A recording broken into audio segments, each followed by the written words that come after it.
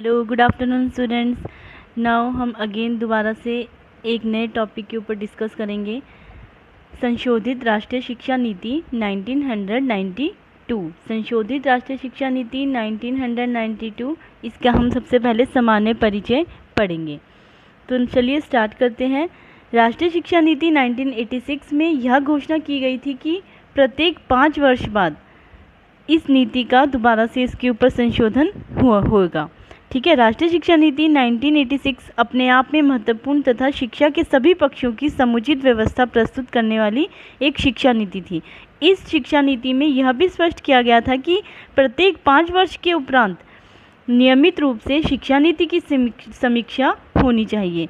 इसी मान्यता के अनुसार 1992 में सरकार ने आंध्र प्रदेश के तत्कालीन मुख्यमंत्री श्री जनार्दन रेड्डी की अध्यक्षता में एक पुनर्निरीक्षण समिति का गठन किया। इस समिति ने राष्ट्रीय शिक्षा नीति 1986 की समुचित समीक्षा करके अपनी रिपोर्ट 7 मई 1992 को प्रस्तुत की। कब की इसने अपनी रिपोर्ट प्रस्तुत?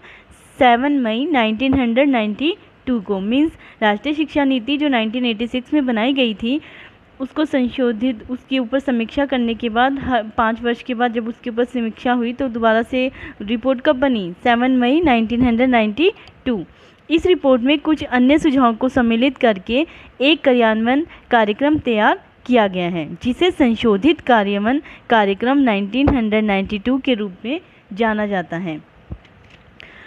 यह जो इसका कार्य योजना था, जो ये संशोधित राष्ट्रीय शिक्षा नीति है 1992, इसका जो कार्य योजना थी वो 1986 24 भागों में विभाजित थी, लेकिन जो कार्य योजना 1992 को 23 भागों में विभाजित किया गया है, जिसका वर्णन निम्नलिखित है। तो सबसे पहले हम इसमें प्रथम भाग की व्याख्या करते हैं। प्रथम भाग में जो यह आयोग था इसने क्या कहा था? नारी समानता के लिए शिक्षा, एजुकेशन फॉर वुमेन क्वालिटी। इस भाग में नारी समानता और सशक्तिकरण हेतु बालिकाओं की प्राथमिक शिक्षा पर विशेष बल दिया जाना चाहिए। स्कूल छोड़ने वाली बालिकाओं के लिए भी अनौपचारिक शिक्षा की व्यवस्था की जानी चाहिए। बालिकाओं को व्यावसायिक व तकनीकी शिक्षा की ओर आकर्षित करने और प्रौढ़ शिक्षा में 35 से 15 आयु वर्ग की महिलाओं की शिक्षा पर विशेष ध्यान दिया जाना चाहिए। दूसरे भाग पर उन्होंने कहा था अनुसूचित जाति, अनुसूचित जनजाति तथा पिछड़े वर्गों की शिक्षा, education for schedule caste, schedule tribes and the backward classes. इन जातियों की बस्तियों में प्राथमिक स्कूल स्थापित करने, स्कूलों में इनके बच्चों के लिए नामांकन की जिम्मेदारी शिक्षकों पर सौंपने, इनके बच्चों के लिए निःशुल्क शिक्षा, पुस्तकें, स्टेशनरी तथा मध्याह्न भोजन की व्यवस्था करने और उनके आगे की शिक्षा में कोचिंग की व्यवस्था करने पर बल दिया गया था। नाउ अब हम इसके तीसरे भाग की व्याख्या करते हैं। तीसरे भाग में अल्पसंख्यकों की शिक्षा की बात की गई है, एजुकेशन फॉर माइनॉरिटीज़। इस भाग में शैक्षिक दृष्टिकोण से पिछड़े अल्पसंख्यकों के क्षेत्रों में प्राथमिक शिक्षा की उचित व्यवस्था करने, पॉलिटेक्निकल शिक्षा की व्यवस्था करने, इनके बच्चों के लिए कोचिंग तथा छात्रावास योजनाओं का विस्तार करने और उनके बच्चों के लिए किसी भी प्रकार की शिक्षा प्राप्त करने के मार्ग में आने वाली बाधाओं को दूर करने पर बल दिया गया। नाउ अब हम इसके चौथे भाग की बात करते हैं। चौथे भाग में विकलांगों की शिक्षा की बात की गई थी, एजुकेशन फॉर हैंडीकैप। इस भाग में इनकी शिक्षा व्यवस्था में स्वैच्छिक संगठनों का सहयोग लेने, उनके लिए विशिष्ट विद्यालय खोलने और उनके पाठ्यक्रम को लचीला बनाने, उन्हें व्यावसायिक प्रशिक्षण देने की योजना प्रस्तुत की गई थी। नाउ इसका जो फिफ्थ भाग है, फिफ्थ पार्ट, इसमें हमने प्रौढ़ व सतत शिक्षा की बात की थी, अडल्ट एंड कंटिन्यूइंग एजुकेशन। इस भाग में राष्ट्रीय साक्षरता मिशन NLM को गति प्रदान करने, इसके साथ सतत शिक्षा कार्यक्रम जोड़ने और नव साक्षरों को आर्थिक दृष्टि से स्वावलंबन बनाने पर बल दिया गया, यानी कि उनको लाभ पहुंचाने पर बल दिया गया। नाउ अब हम इसके छठे भाग की बात करते हैं। छठे भाग में पूर्व बाल्यकाल परिचय पर एवं शिक्षा, early childhood care and the education. इस भाग में सभी प्रकार के पूर्व बाल्यकाल परिचर्या व शिक्षा केंद्रों, आंगनबाड़ी और बालवाड़ी को साधन संपन्न करने, इनमें कार्यरत कर्मियों के प्रशिक्षण की समुचित व्यवस्था करने और उनकी सेवा शर्तों में सुधार करने पर बल दिया गया था। नाउ अब हम इसके 7th पार्ट की बात करते हैं। 7वें भाग में प्रारंभिक शिक्षा की बात की गई थी, एलिमेंट्री एजुकेशन।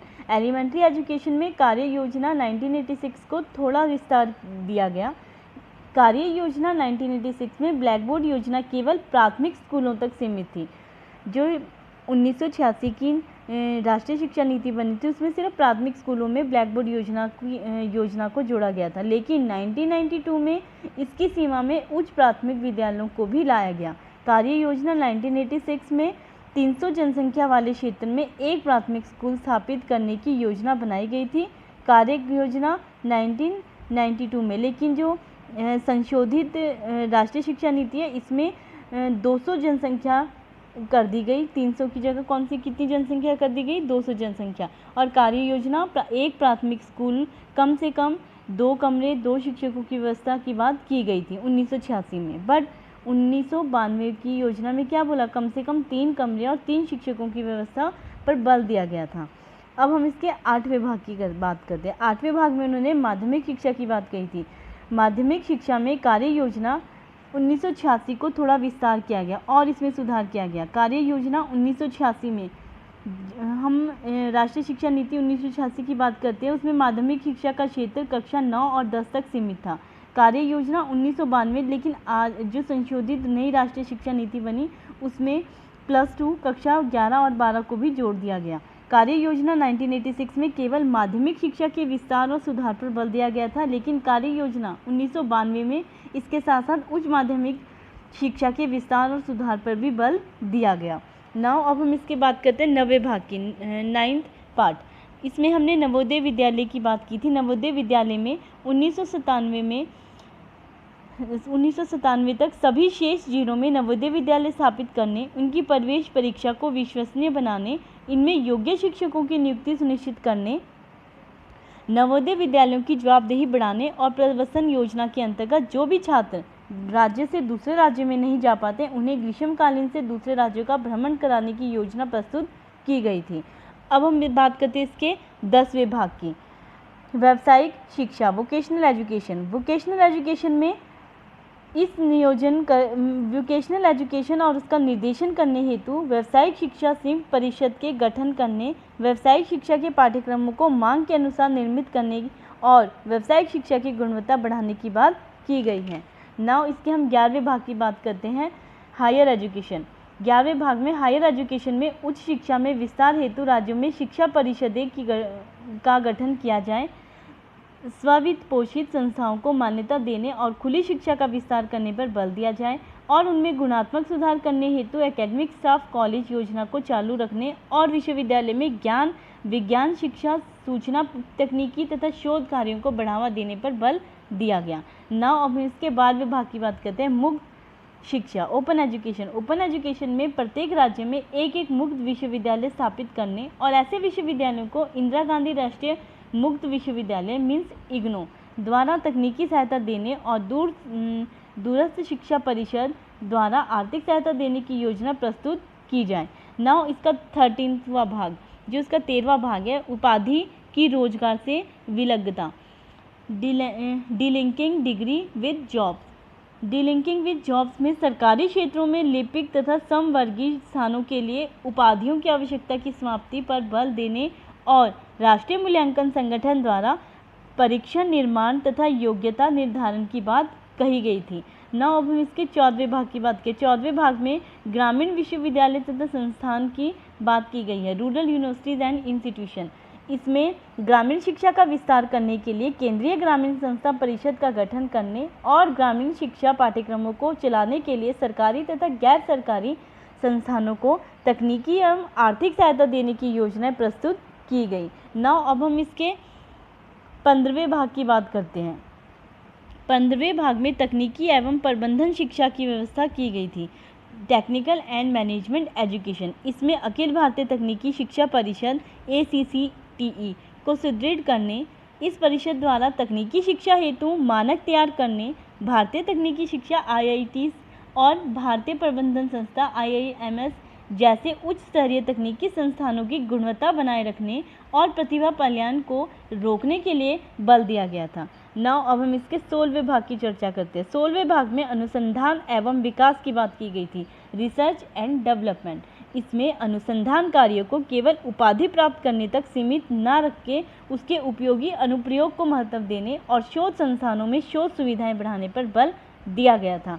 नाउ अब हम इसके 17वें भाग पर चर्चा करते हैं। 17वें भाग में बात की गई थी सांस्कृतिक परिप्रेक्ष्य यानी कि कल्चरल पर्सपेक्टिव में पूर्व प्राथमिक से लेकर उच्च शिक्षा स्तर तक सांस्कृतिक कार्यक्रमों के शिक्षण, प्रशिक्षण और आयोजन और क्षेत्रीय सांस्कृतिक केंद्रों के द्वारा संपूर्ण राष्ट्र को सांस्कृतिक रूप से जोड़कर अंतर्राष्ट्रीय सांस्कृतिक संबंध बनाने पर बल दिया गया था। अब हम इसके 18वें भाग में बात करते हैं। 18वें भाग में भाषाओं के विकास की बात की गई थी, development of languages. Development of languages में त्रिभाषा सूत्र को लागू करने, क्षेत्रीय भाषाओं को उच्च शिक्षा तक माध्यम बनाने, हिंदी को संपर्क भाषा के रूप में विकसित करने और संस्कृत तथा अन्य प्राचार्य भाषाओं के संरक्षण तथा विकास की बात कही गई थी। नाउ अब हम इसके 19वें भाग की बात करते हैं। 19वें भाग में जनसंचार एवं शैक्षिक नीति, मीडिया एंड एजुकेशनल टेक्नोलॉजी में रेडियो दूरदर्शन पर प्रसारित शैक्षिक कार्यक्रमों को देखने की सुविधा का विस्तार करने, रेडियो व टेलीविज़न द्वारा सेवारत शिक्षकों की पुनः परीक्षण की व्यवस्था करने, कंप्यूटर द्वारा शिक्षा देने को बढ़ावा देने और शैक्षिक तकनीकी के विस्तार की बात की गई थी। नाउ इसके 20वें भाग की बात करते हैं। खेलकूद, शारीरिक शिक्षा एवं युवा, sports, physical education and youth में स्कूली पाठ्यचर्या में खेलकूद और शारीरिक शिक्षा को पर्याप्त समय देने, स्कूलों को इस हेतु आवश्यक धनराशि उपलब्ध करवाने, खेलकूद में अच्छा प्रदर्शन करने वाले छात्र छात्राओं को और उनके शिक्षकों को प्रोत्साहन देने तथा एनसीसी तथा एनएसएस जैसे कार्यक्रमों को अच्छा प्रदर्शन करने वाले छात्र छात्राओं को प्रोत्साहन देने की बात की गई थी। नाउ अब हम इसके 21वें भाग की बात करते हैं, जिसमें मूल्यांकन प्रक्रिया तथा परीक्षा सुधार की बात की गई थी, evaluation process and examination reform. इसमें प्राथमिक स्तर पर सभी कक्षाओं तथा सभी विषयों में न्यूनतम अधिकतम स्तर निश्चित करने, माध्यमिक स्तर पर सतत मूल्यांकन की आलोचनीय योजना बनाने, उच्च स्तरीय प्रवेश परीक्षाओं द्वारा प्रवेश देने, ग्रेड प्रणाली की संभावनाओं पर विचार करने और परीक्षाओं में अनुचित साधनों के प्रयोग को रोकने के लिए कानून निर्माण की बात कही गई थी। नाउ अब हम इसके 22वें भाग की बात करते हैं। 22वें भाग में शिक्षक तथा उनका प्रशिक्षण शामिल था, टीचर एंड देयर ट्रेनिंग। इसमें राष्ट्रीय शिक्षक शिक्षा परिषद को संवैधानिक दर्जा देने, मतलब कि एनसीटी को क्या दिया गया, संवैधानिक दर्जा दिया गया। जिला शिक्षा तथा प्रशिक्षण संस्थाओं, डाइट्स, शिक्षक महाविद्यालयों, सीटीई और उच्च अध्ययन शिक्षा संस्थाओं की स्थापना की योजनाओं को लागू किया गया। शिक्षक प्रशिक्षण कार्यक्रमों को उपयोगी बनाने, सेवारत शिक्षकों के पुनः प्रशिक्षण की समुचित व्यवस्था करने की बात की गई थी। नव अंतिम भाग, जो इसका अंतिम भाग है उसमें क्या गया था, 23वें भाग में शिक्षा का प्रबंध, मैनेजमेंट ऑफ एजुकेशन। इसमें इस भाग में प्रबंध का विकेंद्रीकरण करने, विकेंद्रीकरण मतलब उसको सेंट्रलाइज करना, ठीक है, विकेंद्रीकरण करने, प्राथमिक शिक्षा की व्यवस्था में स्वैच्छिक संस्थाओं का सहयोग लेने, विद्यालय संकुचन योजनाओं को चालू रखने और शिक्षा से जुड़े प्रशासनिक तथा गैर प्रशासनिक कर्मियों की परेशानियों को दूर करने की बात की गई थी। तो ये थे रिवाइज नेशनल एजुकेशन पॉलिसी के जो सुझाव दिए गए थे, उनको 23 भागों में बांटा गया था, जिसका उल्लेख अभी हमने ऊपर किया। तो नाउ अब हम बात करते हैं राष्ट्रीय शिक्षा नीति के मूल तत्व की, कि संशोधित राष्ट्रीय शिक्षा नीति जो 1992 के, उसके बेसिक फीचर्स क्या थे। तो आपको जैसे बताया था कि यदि राष्ट्रीय शिक्षा नीति 1986 में किए गए संशोधन और उसकी कार्य योजना 1992 को समग्र रूप से देखा जाए या समझा जाए तो स्पष्ट होगा कि उससे राष्ट्रीय शिक्षा नीति के मूल तत्वों में कोई परिवर्तन नहीं हुआ, उनका केवल विस्तार हुआ। यह कुछ भी मूल तत्वों का उनका कुछ भी नहीं जोड़ा गया था। जो मूल तत्व थे संख्या 1 से लेकर 5 तक, जो हमने अभी डिस्कस किया, 1 से लेकर 5 तक के भागों में कोई भी संशोधन नहीं हुआ था, जो हमने अभी ऊपर किया था ना, डिस्कस किया उनमें।